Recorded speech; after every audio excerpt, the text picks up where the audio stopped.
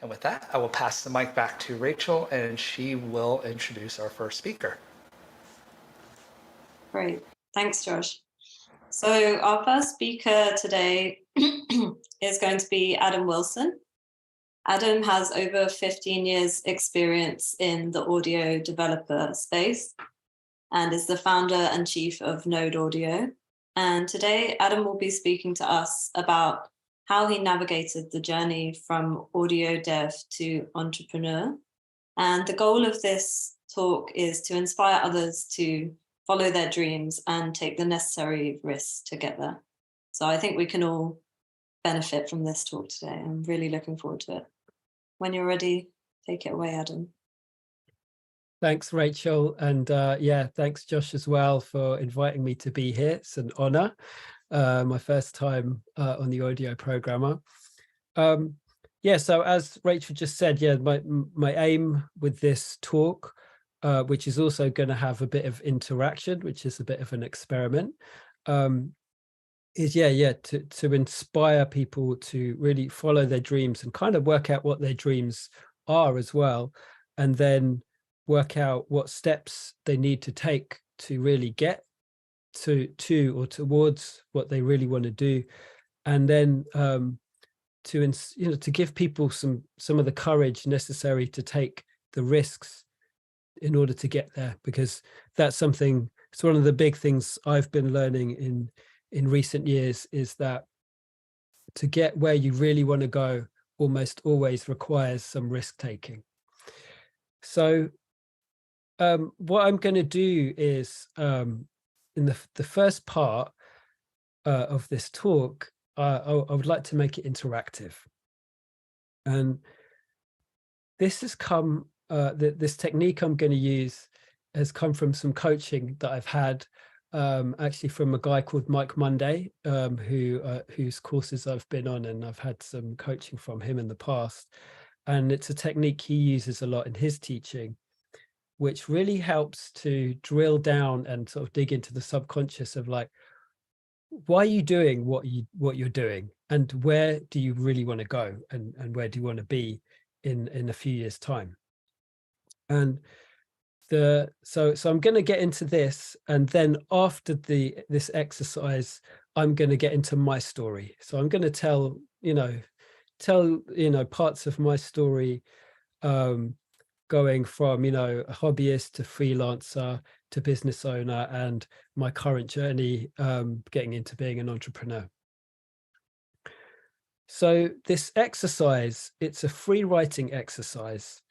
And what that means is you write until the time ends. So there's going to be just two questions, really, but the second question is going to have lots of questions within it.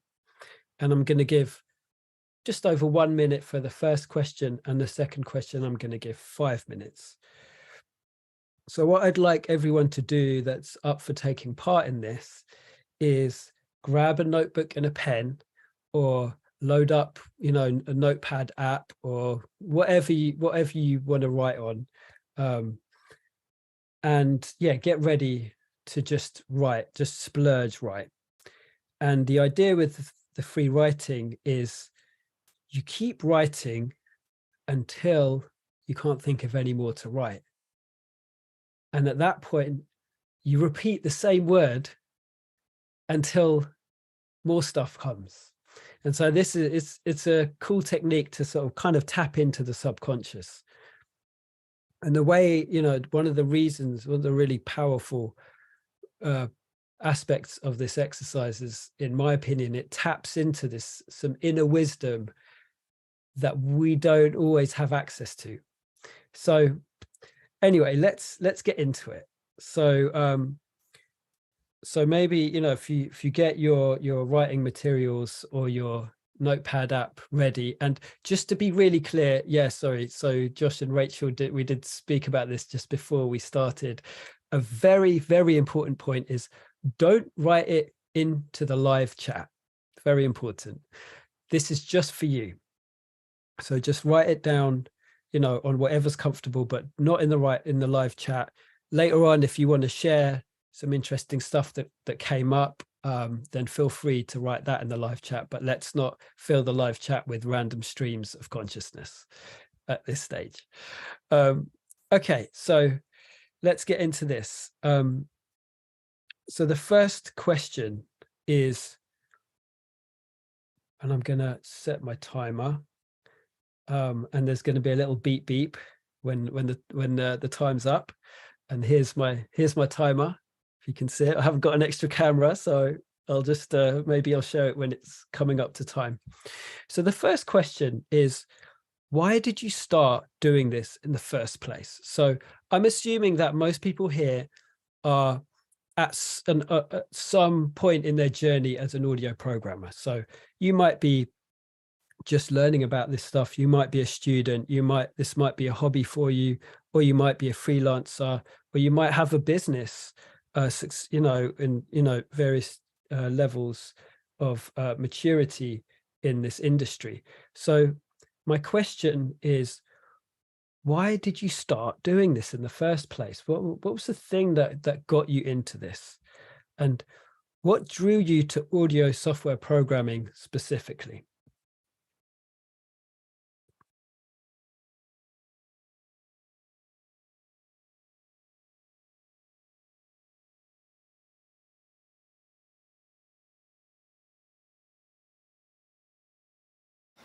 You're supposed to be writing right now, just in case you're wondering what the silence is for. Yeah. So I'll repeat the question. Why did you start doing this in the first place? What drew you to audio software programming? And why are you here? Why are you watching this?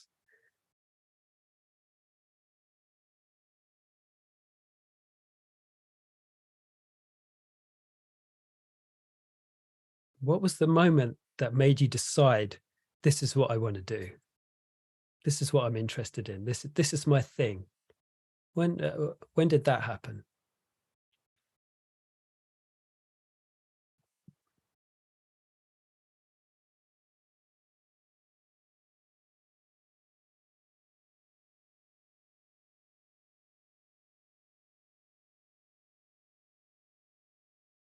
So there's about 5 or 10 seconds left. Oh no, there you go. No seconds left. So yeah, just finish off what you were writing. And yeah, I should have reminded you that when you can't think of any more to write, just repeat the same word over and over again until more stuff comes through. This might be relevant for the next one because it's a bit of a deeper question with kind of lots of sub questions within it. So the next question is, where would you ideally like to be in 5 years' time? What would you like to be doing? So I'm going to give this 5 minutes starting from now, and I'm going to give you little sort of prompts to help you along the way. So we're starting the 5 minutes now. I'll ask the question again. Where would you ideally like to be in 5 years' time? What would you be doing? I've written this question in the chat as well for anybody that's Thank you, Josh. reading, so. Thank you, Josh. Yeah. So what does your day look like in this, this ideal life that you're living in the future? Where are you? Where are you living? What are you spending your time doing? What's your vision? What can you see?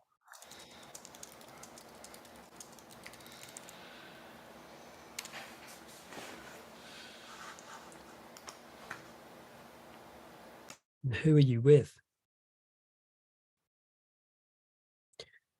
And imagine, and I really encourage you to think big. Imagine you had all the resources you needed and you could not fail.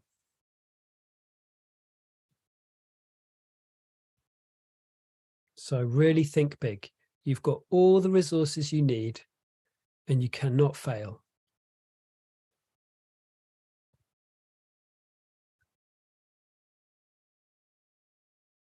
And remember, if you can't think of any more to write, just keep writing the last word over and again until more stuff comes through.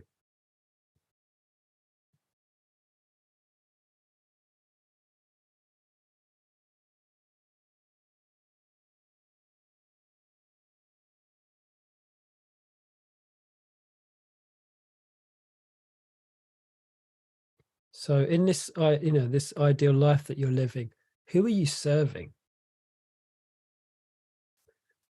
Who's your ideal customer or client? Or maybe you don't have any customers or clients. Maybe you're doing something completely different. Maybe you're making music.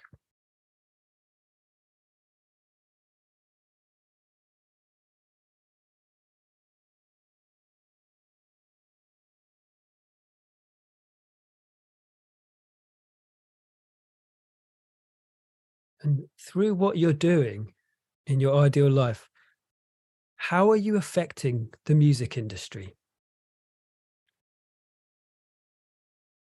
And how are you changing the landscape?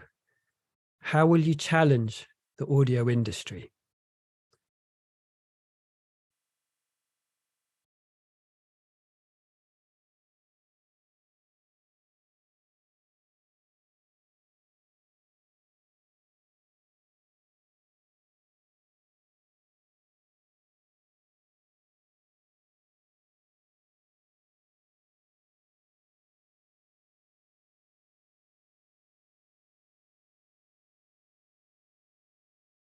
What's the gold that you're bringing to the world?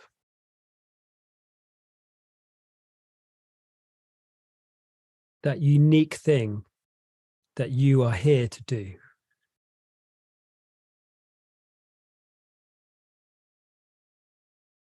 That only you can do in your unique way.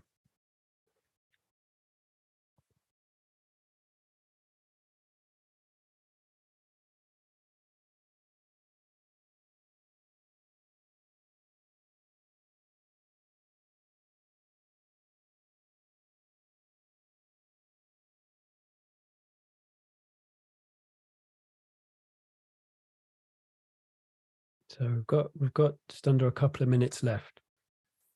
I'm just going to repeat some of the prompts. Hopefully it's helpful.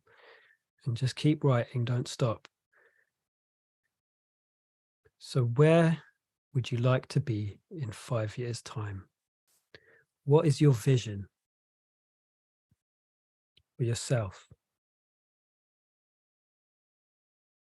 For yourself and for your family, maybe for your community? And what does your day look like?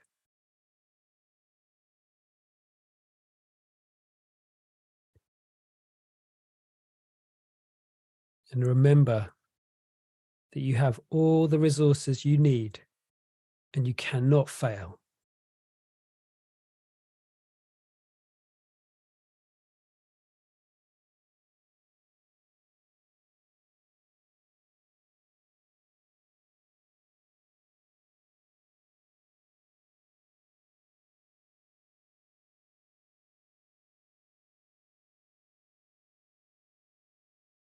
So we've got about 30 seconds left.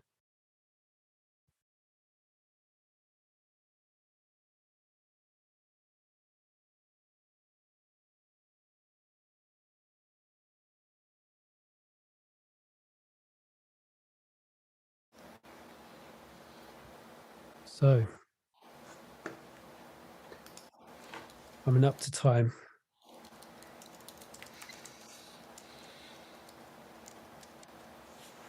Okay, so that's 5 minutes up. So when I've done this exercise before, I've personally found it super powerful. And what often surprises me is there's unexpected stuff that comes through. Because you're not censoring yourself, you just keep going, and stuff will come out that you might not expect. And it might be, there might be some stuff in there to chew on that could help you make some good decisions about where you want to be going.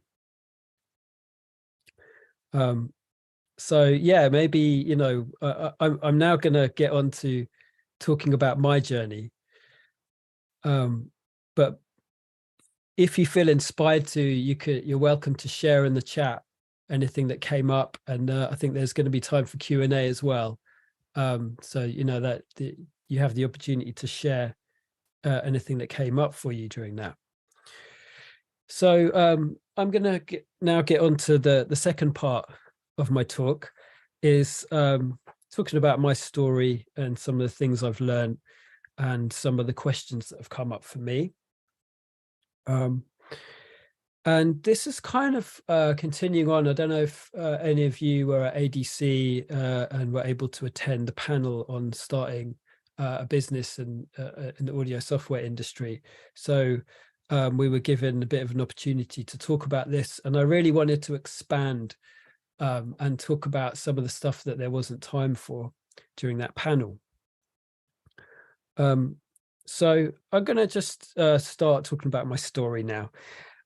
So I started programming around the age of 13, and I got a friend of my dad gave he saw I was into computers, and my parents, you know, I was messing around with BASIC on my mum's computer, and then I had my dad got me a PC, and this friend of the family saw that I was interested and sent over a C++ compiler, the Boolean C++ compiler. And so I was really into this. So I just, you know, dived into this reference manual and learned C. I didn't get into C++ at that time. My dad had the Kernighan and Ritchie book on the C programming language. That was my reference manual. I don't know if any of you remember that. And I got really into that and got another reference book on MS-DOS interrupts. So I had a lot of fun with some low-level programming, and got into some low-level graphics programming, which was quite fun. And then at the age of 14, I got into making music. In the early 90s, got into electronic music making I was really lucky at my school. They got some Atari STs and Roland D5 keyboards.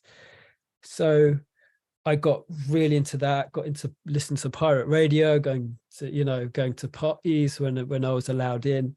And I left the programming. I kind of left the programming behind. I thought it was too nerdy, too geeky. I'm a cool kid now. So yeah, so then for a long time, music and programming were separate things. So I was, I continued to produce music for many, many years, and still produce a bit now when I can. And programming was what I did for work. So I went to university, studied AI and computer science, and then got a job as a web developer. So for a long time, these two worlds were very separate. And then about 8 years ago, oh yes, sorry, Rachel, I have to correct you on your one thing in your introduction. My experience in audio programming specifically is about coming up to 7 or 8 years now.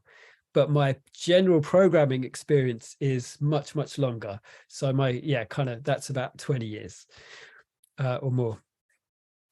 So yeah, it was about 8 years ago when I had an idea for an app. I was getting into microtonality, got really interested in some of the theories and ways of learning about ways of constructing scales using just intonation. And so I wanted to make music like this. And I quickly realized that, I won't, this is kind of another talk, but yeah, there was a lot of issues I came up against. And so I decided to write an app, and that's what got me into learning JUCE. I discovered JUCE after trying a few other different frameworks, and and an interesting thing happened during that time, which was I started to care a lot more about programming, about clean code, about good programming practices, and getting into open source contributions. I was making suggestions to fix things in JUCE to help in that period, mainly with the Android implementation. And so yeah, I really started to. It was like bringing the passion into programming through doing something that I was, was something I really wanted to exist. Bringing the passion into it really helped to up my programming game. So because it made me care about this stuff. Whereas before it was just a job. For many, many years, coding was just a job. And the rest of my life was in the studio making music and doing other stuff. And then another important part of my journey, while I was working on this app and kind of battling with JUCE, trying to get a JUCE app to feel good on a mobile device, through some of the problems that I solved while building that app, I decided to do a talk on it. And the actual reason I did that talk, so the talk I did was at the JUCE Summit in 2015. And the reason I submitted my talk was initially just to get a free ticket to get in. So I didn't have a lot of money at the time. And I thought, I've got some stuff to talk about. I can talk about this stuff, to do with how to get that I'd been working out how to get a native mobile app with JUCE UI within it. That was the challenge I was working on at the time. So I thought this might be useful to some other people. It took me about 15 or 20 minutes to write this proposal and send it. And then a couple of months later, I got an email from the JUCE team, and I was expecting it to say, thanks, but we've had so many other talk submissions, and actually what the email said is, we'd love you to come and present your talk at the JUCE Summit. And I was like, at that time, I was like, suddenly I was like, oh, I have to prepare a talk now. Okay. But that was, I put a lot of time into preparing that talk. And that was and giving the talk was a really pivotal moment for me and my career. So it was, I was super nervous. And yeah, there's, I was so nervous giving that talk. I was in a room full of people. It was being live streamed.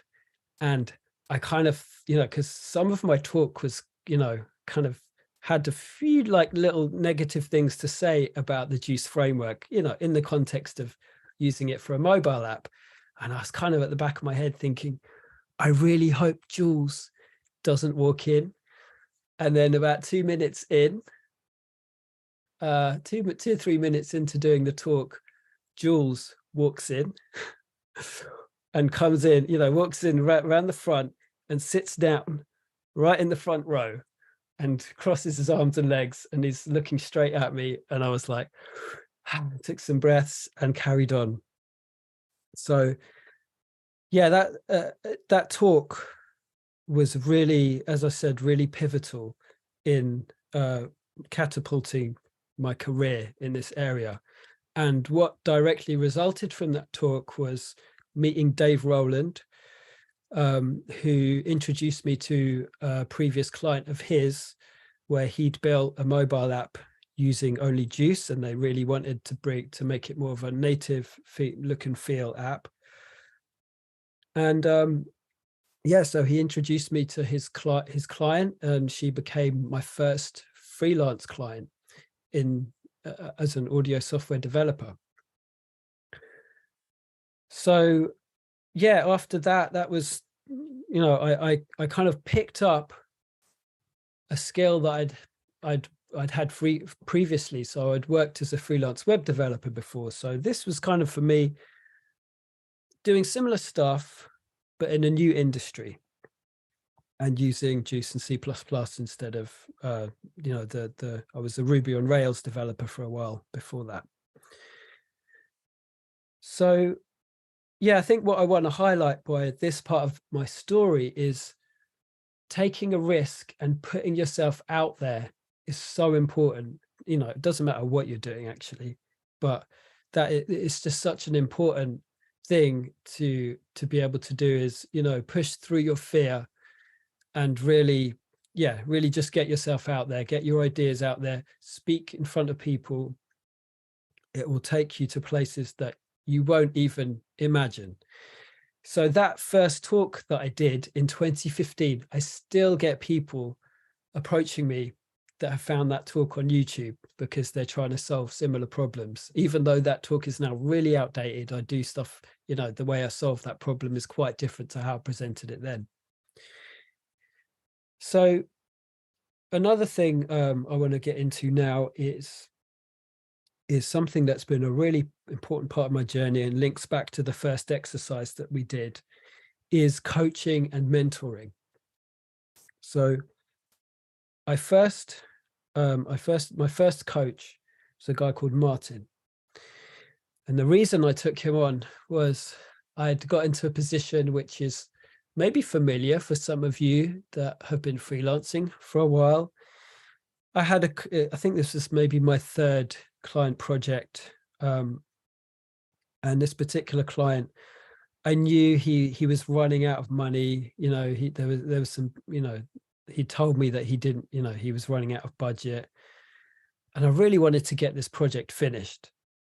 So I just kept on working on it and trying to finish it. And what was actually happening was my hourly rate was shrinking and shrinking and shrinking, because I was trying to get this project finished and I didn't really want to, you know, I knew he had limited budget. So I just thought I'll just finish it and then it'll be done and I can move on to the next thing. But as sometimes happens, especially when you're starting out, new little problems, you know, came up, and it just took on, it was just taking a really long time and causing problems at home. At the time I was the sole breadwinner at home. My partner had a little kid, you know, I was causing stress at home. I was super stressed at this point, full of stress and anxiety. And I remember seeing this guy, he worked in the same co-working space as me. And I saw this guy at the other end of the room. He was speaking to a woman and he was full of like joy, and he just felt that he had this joyful lightness and confidence about him. And I knew he did coaching and mentoring. And I looked at him and I was like, I need to speak to this guy. I need to go and see him. So I waited for him to finish having the conversation he was having, and I walked straight up to him and I said, Martin, I think you might be able to help me. So he said, okay, sit down, tell me what's going on. And I blurted everything out. Just, you know, all this stuff came out, and he was like, okay, slow down. Let's set up a session together. So we set up a session, and he he got me to prepare some things. He gave me some questions, and he prepared some questions for me to answer in our session. And that was another pivotal moment for me. He got me to promise never to reduce my hourly rate, and taught me that almost every problem can be solved through communication, and most problems come about through communication problems. And so from that, I had the confidence to be transparent with my client and work that problem out. And, you know, things got a lot better after that point. So I'm going to fast forward a little bit in the story and talk about what led to starting a company. So one of the things that I was encouraged to do is take on other people. So rather than so I got to a point where I was getting a lot of interest in what I was doing, and I started having to say no. And I was encouraged to set things up so I'd be able to say yes more. So what that looked like was hiring, you know, finding other developers that I knew and bringing them on to help with projects. Yeah, and I mean, one mistake I made at the beginning for moral reasons was I didn't want to, like, I was bringing people onto a project, and I was charging my client what they were charging me.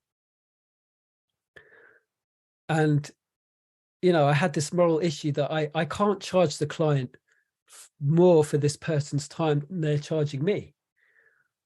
But quickly I realized this isn't working, because I'm spending time finding people, I'm spending time talking to them, I'm spending time, you know, working out problems with them and managing the project, and I'm not getting paid for that. You know, I'm not that extra time isn't being paid for.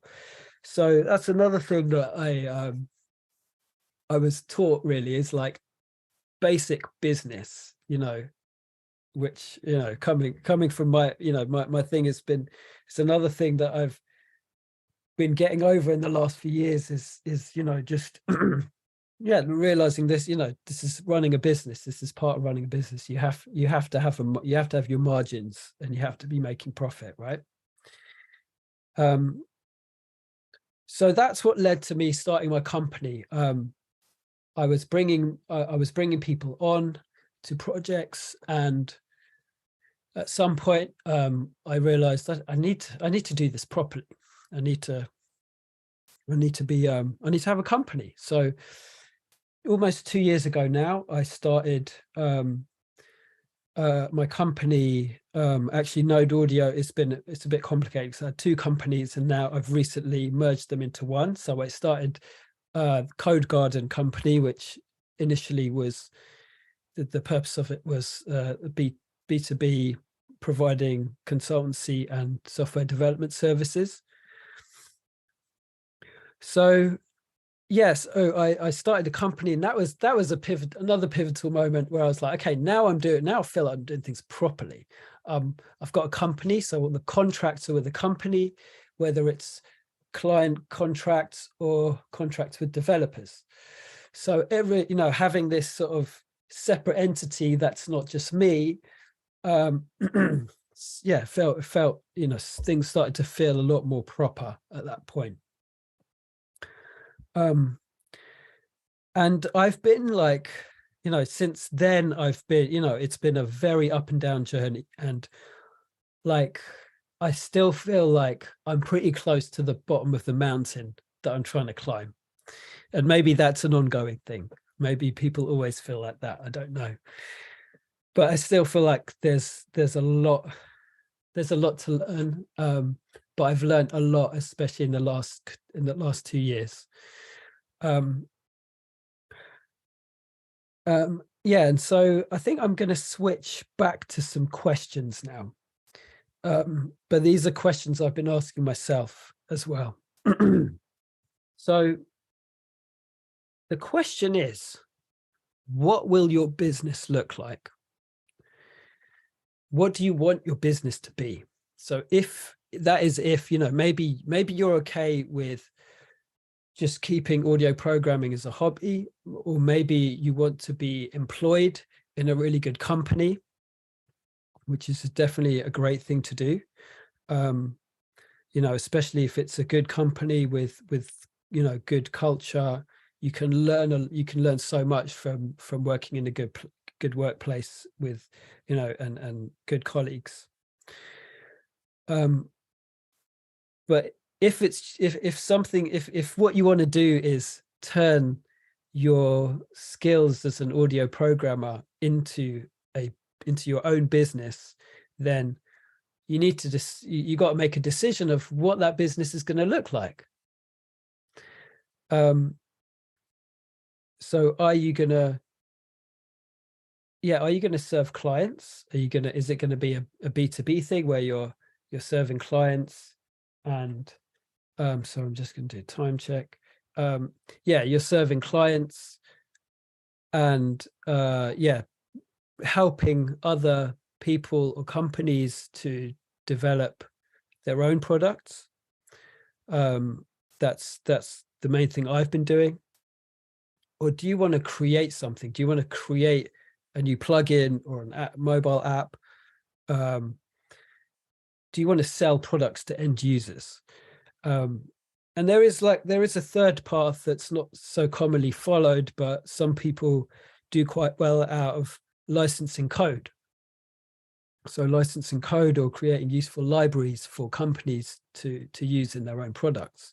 That can be a really good thing to do.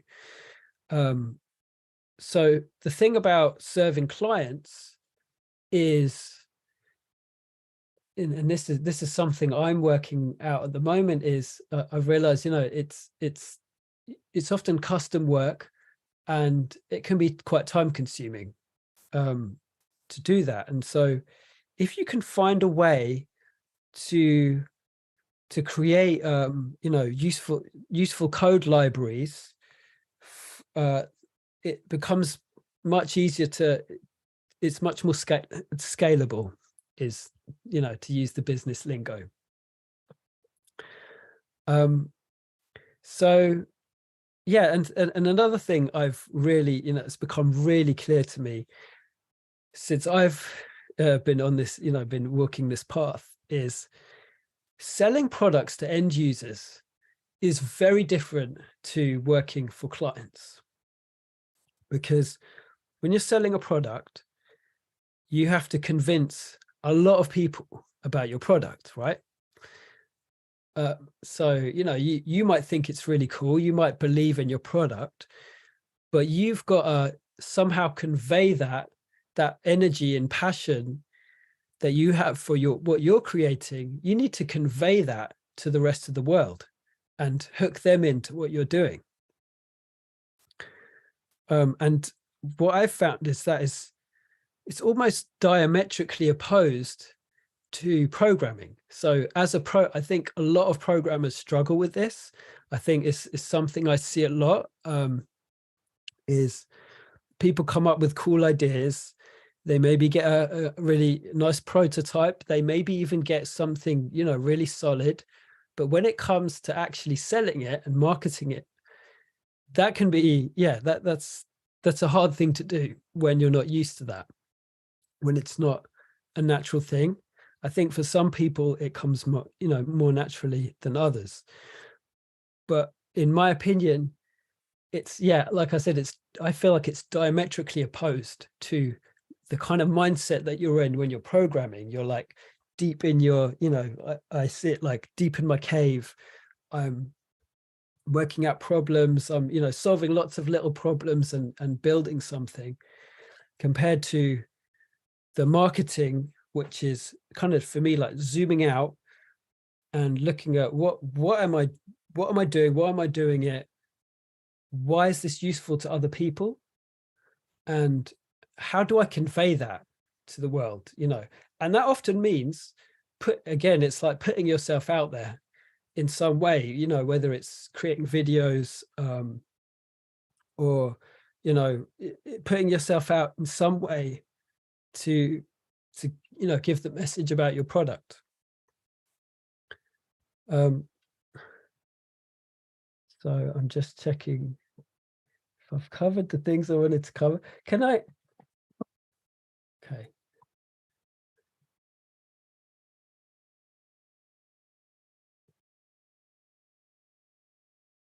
Yeah. So, yeah. Okay.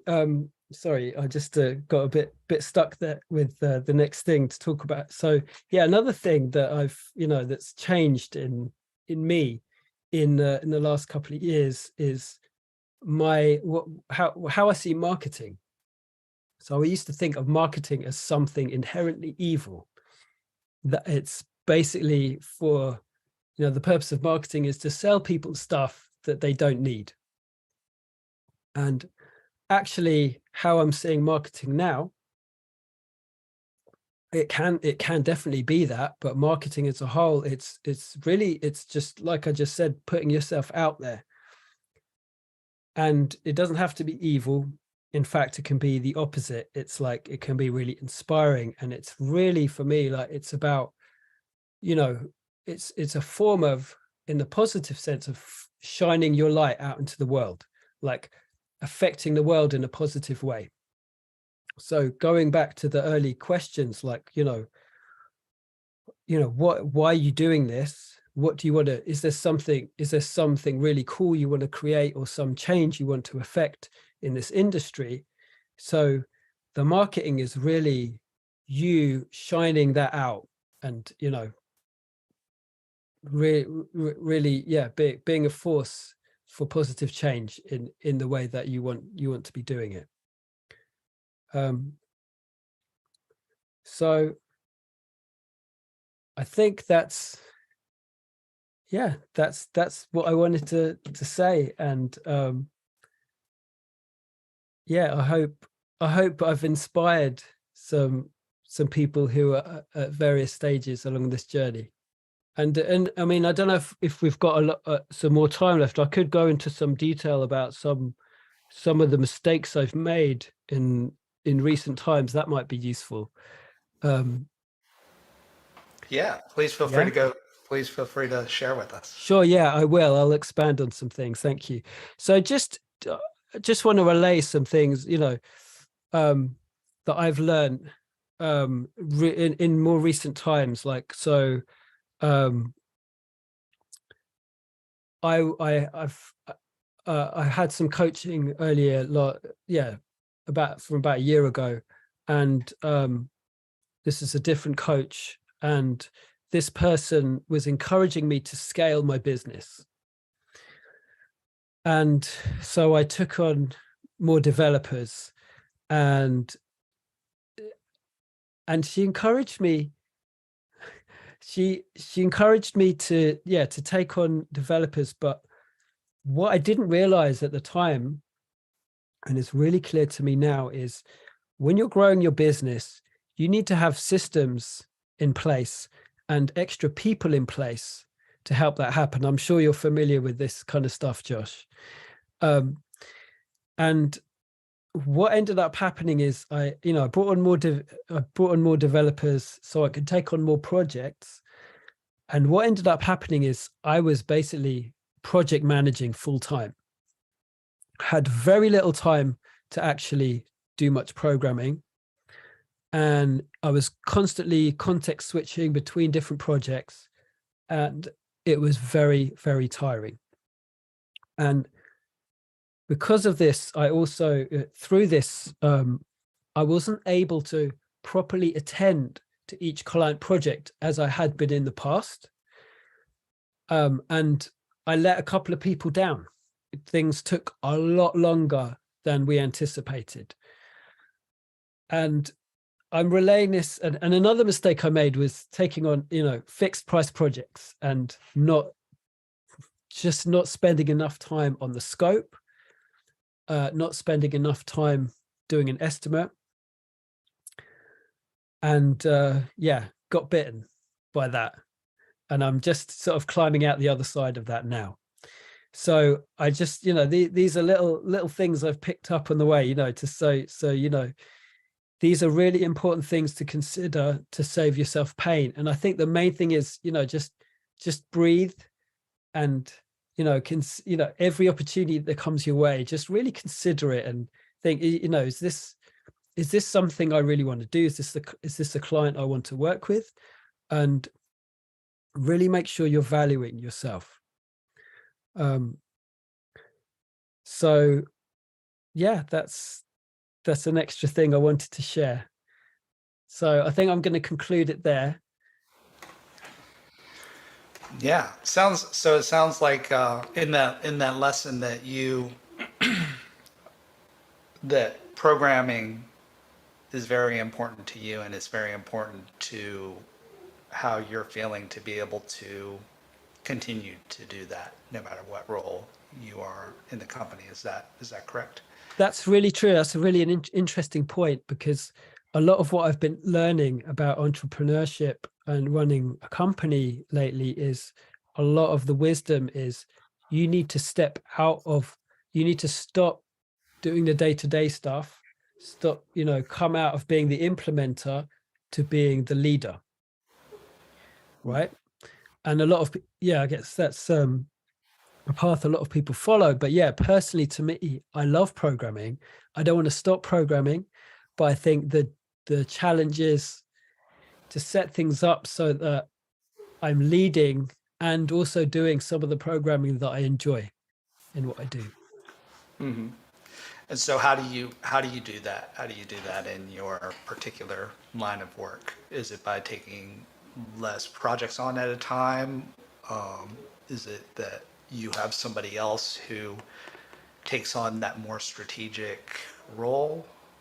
What do you do to do that? So this is actually a process that's happening right now. So I'm in the process of shifting things. So I don't have a clear answer to that question right now, but it's something. These are changes that I'm making at the moment.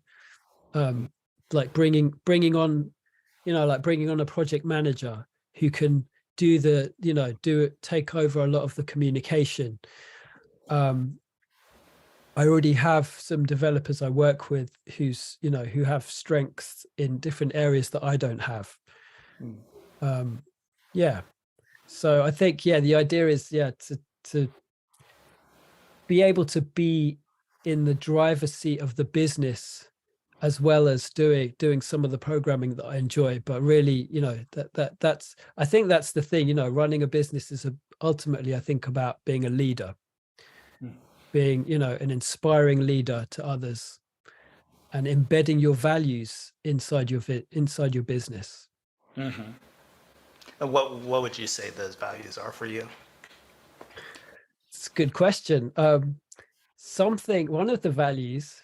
This is good because it's something, these are things I want to get more concrete.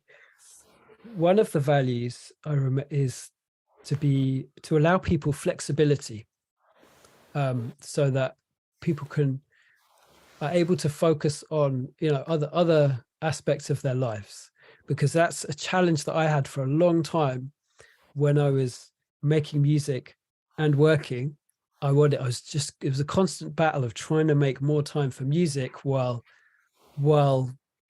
satisfying the company I was working for. And then I thought freelancing was going to be the answer, but then you have to manage your time, and that can be sometimes even more challenging, managing your own time between serving your clients and bringing enough money in and doing other stuff that you enjoy doing and that's important to you. Very interesting. And another thing, in terms of values, it's like code review is really important. So, I've personally grown as a developer massively through having my code reviewed by people much more experienced and able than myself. So that's already an important part of the culture that I'm trying to build. Is, there are times when project pressures, you have to sort of ease off the code review, but I think it's so important to have code reviewed and enable people to grow by seeing, having things questioned in a constructive way. Yeah. So quality code, flexibility, and what was the third one? Growth, right? Yeah, personal growth. Personal growth. Got Yeah. it. Okay. So there was a question in the chat. I'm not sure if you saw it, Adam. No, I can't see the chat. Okay, so there's a Maybe question from Matthew Rice who asks, how do you determine what is a reasonable number of projects that you and a team of people can manage at the same time? Oh, it's a good question. I'm still working that one out as well. Thanks, Matthew. How do you determine what number? Honestly, I think knowing myself, like I can comfortably, the ideal is that if I'm personally working on a project, like, 2 projects at a time is a good number. Mhm. When it gets beyond that, I start to, what I'm able to give each project starts to deteriorate. Having said that, I often have 4 or 5 projects running concurrently, but then there's varying degrees of what's the word, there's varying degrees of my input that's required in these projects. So some projects, I'm kind of deep in and following them and working on them. Other projects I've got great developers working on them and I'm just checking in with them. So it also depends on the needs of each project. Yeah. Okay. There's a question from Backpack Vacuum that says, it sounds like you're on the tail end of a journey that I'm just now beginning. The issue I'm currently facing is confidence in my abilities and imposter syndrome. Can you speak Aha. to those issues? Yes, imposter syndrome. That's very familiar to me, and I'm sure a lot of other people. What I've heard is imposter syndrome never goes away. So as long as you're growing, you're going to get some form of imposter syndrome. Some people don't.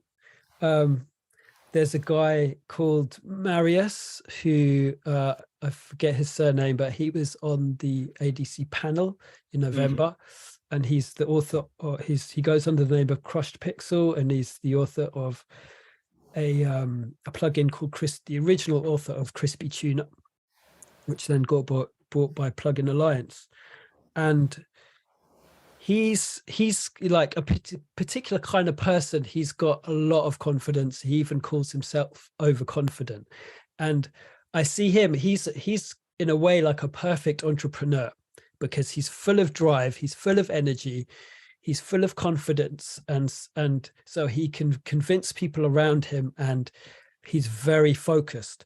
He had this idea, he worked out a plan of how to execute the idea, and he did it. So I think, but I think for most people, there's going to be some level of fear and imposter syndrome. And that's something that's not going to go away. Like, basically, if there's some level of fear, then that means you're actually doing good, right? That means you're growing. Journey not into the unknown. Exactly, you're journeying into the unknown. If you're comfortable, that often can mean you might be that might mean that you're stagnant. You're in a comfortable, happy place, and that can be okay. But if you want to grow, then there's always going to be some unknown, and that is going to trigger some fear, because we are human. Yeah, that's just an unavoidable fact.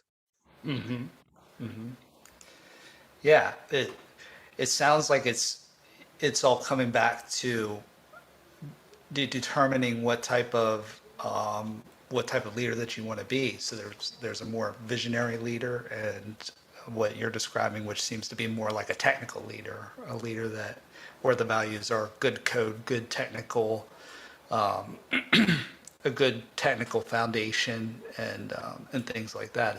Am I right in saying that? Kind of, yeah. So that's the culture I would like to build within the sort of, I guess, the technical side of my company. But there's a whole other side of my company, which is, I want to, in terms of my vision of what I want to put out into the world, right? So that side of it is, I want to put out, my thing is microtonality, and I've got interest in both breaking the current grid of frequency, and also of rhythm. That's something else I'm interested in. So yeah, in terms of wider values of, in terms of the products I'm putting out, it's really about, challenging the the music industry, and providing new tools that can help people break through these existing creative constraints. Knowing yourself and knowing your own strengths and being able to amplify those. Yes. Is that right? Yeah. That sounds great. Yeah, it seems like a lot of positive feedback from the chat, and people have been sharing their insights. Thank you very much for sharing your experience, Adam. That's very brave, and I appreciate that. Thank you, Josh.